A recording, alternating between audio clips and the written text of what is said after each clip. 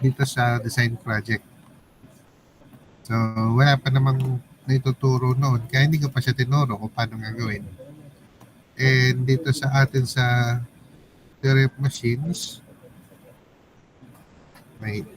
meron tayong groupings. So, yung groupings natin ay tatlo. Yung isa, sana pa sa leader niya ay si Delisay. Members niya ay si Messina, De Leon, Bye-Bye. Tama ba ito? Oo nga.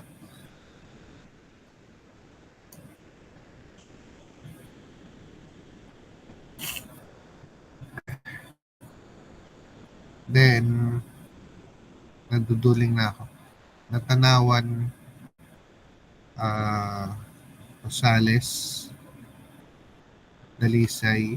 Then, yung isang group, pasadong group 1.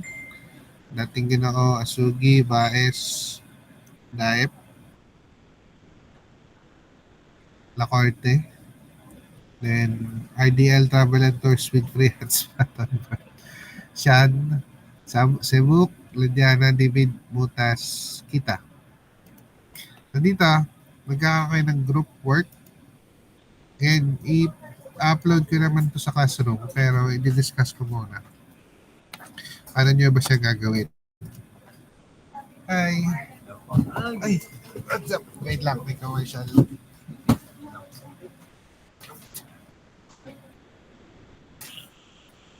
So,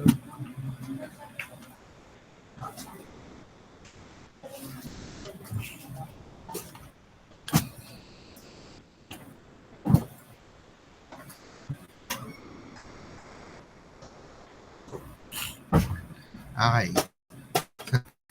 For design project, theory of machines to golf, kailangan nyo maggawa ng mechanism. Kailangan nyo magawa ng design ng machine. Marami namang existing na dyan. Kagaya ng mga nasa lecture natin. Kailangan nyo lang gumawa for an application based on this 10.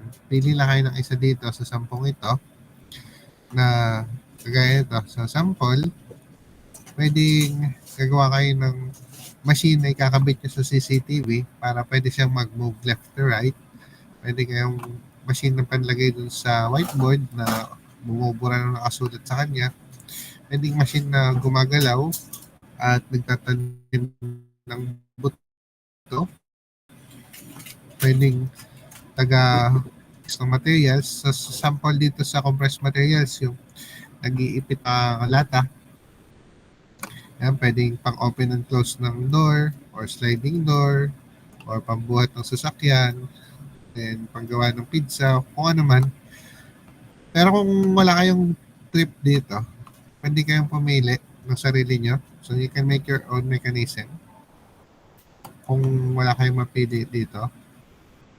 And ang gagawin natin is more on narrative lang talaga. Tapos, meron definition para mapakita kung paano yung movement niya. Again, hindi naman natin kailangan gumawa pa ng prototype. Kailangan lang yung CAD niya. And pagka nagawa kayo nito, pagka ipapresent nyo sa akin, hindi na natin siya kailangan na nakaprint. So nakalagay lang dito, PDF format only, Arial 12, double spacing, no hard copy or printouts. Marami nagtatanong, sir, printed po ba? Kasi hindi nila binabasa to. So ako na yung bumasa para sa inyo. Okay. Construct a mechanism design in CAD software and present a simulation video that shows its performance and satisfies the design consideration. So ito yung design considerations natin. Maalin dito sa 10, isa lang ang pipiliin. Again, pwede naman kayo gumawa ng inyo kung ayaw nyo doon sa mga nilista ko. Okay lang yan. We have the preliminary pages, yung front page, acknowledgement, table of contents, list of table, list of figures. Napaka-basic naman yan. Lagi naman ganyan yung capstone natin. Then for chapter 1, ito na yung introduction. So, meron tayong background ng story, bakit kailangan nito, anong relevance nito sa mga normal na tao. Then, objectives. Pag sinabi natin objectives, ano ba yung goal nitong ating design? Anong kailangan nating may produce? Then, significance and limitation of the project. Yung significance, siyempre, para makatulong sa ating mga researchers, para sa sarili natin, para sa future references. And itong limitation, ang ibig sabihin nito, kung meron tayong title, halimbawa, itong open and close a sliding door.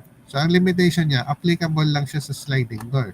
Applicable lang siya sa, magsasabi tayo ng ano yung size ng pinto. Applicable lang siya sa standard size na pinto. So, bawal dun sa malalaking double doors.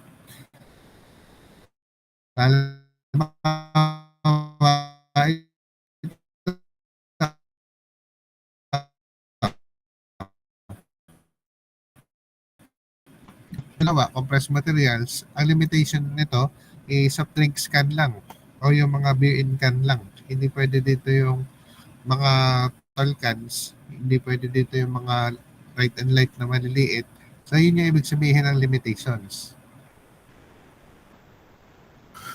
Then, concept, design, implement, si DIO model naman to. Meron tayong concept, paano natin siya gagawin, paano gagawin yung design, implement, and operation. Then, definition of terms, ano yung mga technical term na ginamit natin, dictionary lang naman to kung anong kailangan natin. Then, we have design literature. Sa design literature, kailangan mag-research tayo ng mga publications or mga ano ba, articles or researches na ginawa na dati na related doon sa topic niya. Then, ilalagay niyo din paano nakatulong yung topic na yon para mabuo yung design niyo. Then, sa design stage, andito na yung pagdodrawing, andito na yung paano siya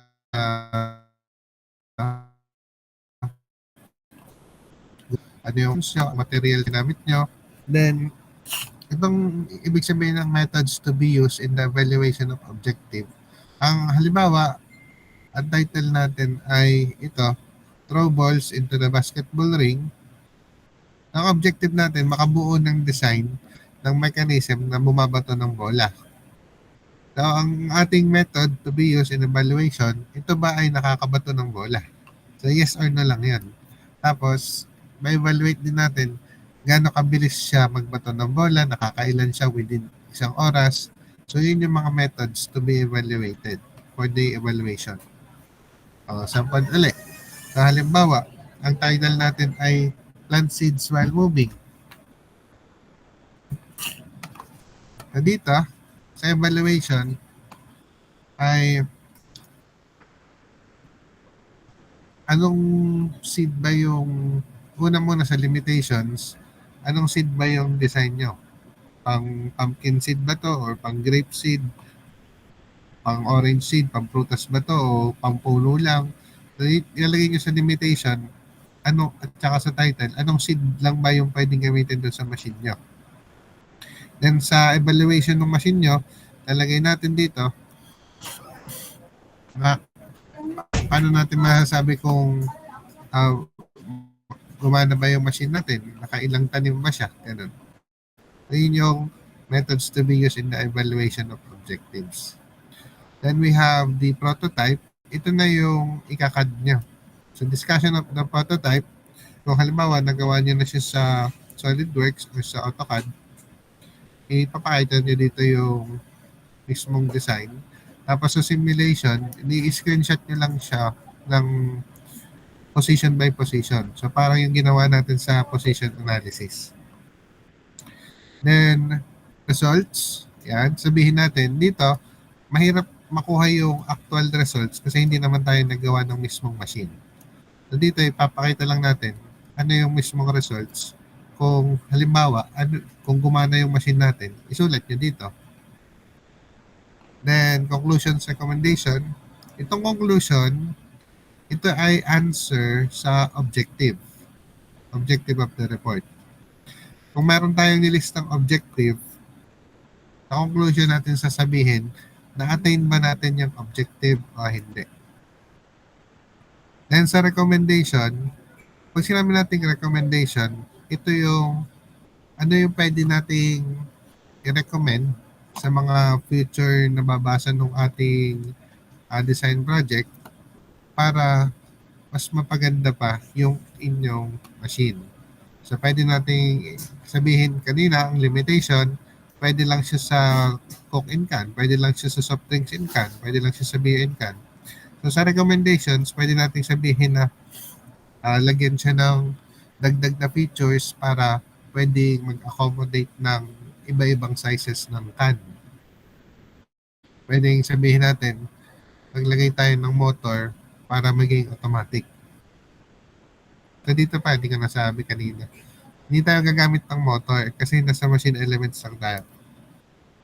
Excuse me. Then pagbuo na yung ating mechanism, gagawan nyo ng computation ng mobility, gagawan nyo ng computation ng velocity analysis, gagawan nyo ng kinematic diagram. So yun yung, again, ang goal kasi ng design project is to show what you have learned sa theory of machines, sa machine elements. So dito, sa literature references, ito yung sa chapter 2, ano yung saan natin kinuha, sa internet ba to, or sa libro, or sa thesis ng iba, pwede naman yan. Project documentation, pwede kayong mag-picture-picture, group picture habang gumagawa ng design project nyo. Then dito na yung mga computations natin. So yung velocity analysis natin, yung mobility, yan, nandito siya. Bill of materials, sa tingin nyo, ano yung kailangan nating materials para mabuo yung inyong machine or mechanism. Then curriculum vitae ng lahat ng members ng grupo. Any question para dito sa design project?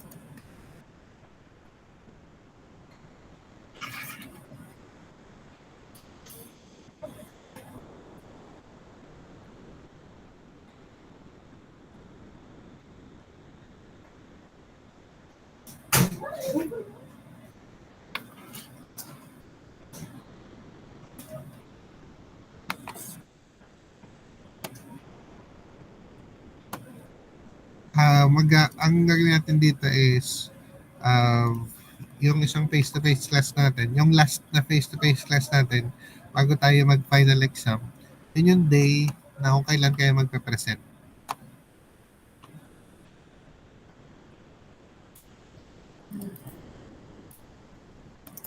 Then magpa-final exam. After final exam, ang completion yun na lang dito sa atin is if there will be comments for revision, kailangan nyo lang i-accomplish yung comments.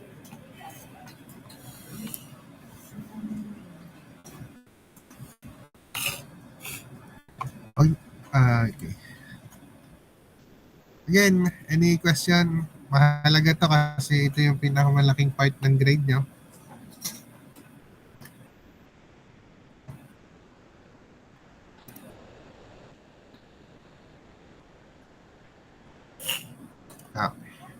Kung wala na, ipapost ko na to sa ating Google Classroom.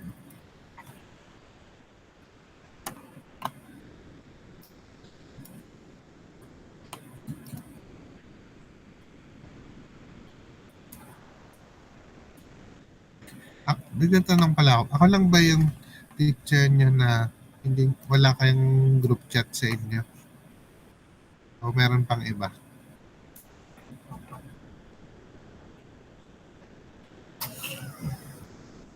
Meron pa po, sir. Sige. Wait lang may dumating lang. Chill lang kayo dyan.